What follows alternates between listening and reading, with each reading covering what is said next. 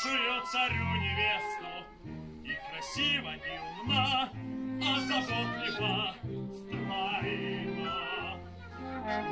Вам моя племянница не может не понравиться.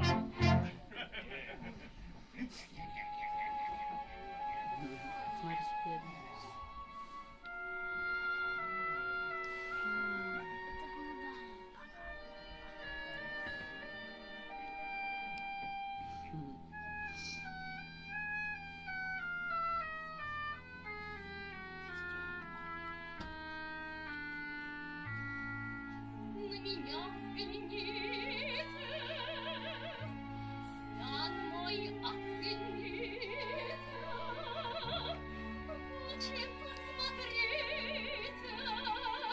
в омут упадите. Буду верной вам женой, вы узнаете покой,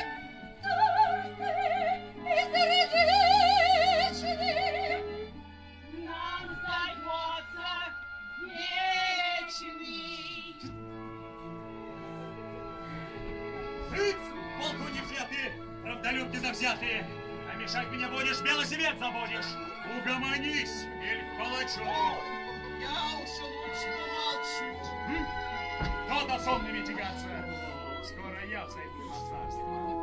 Запросто племянница с грибом со старым справится. Буду верной вам женой. Дорогой мой государь, до чего хорош товар, я купец, а вы цените, не стесняйтесь, подходите.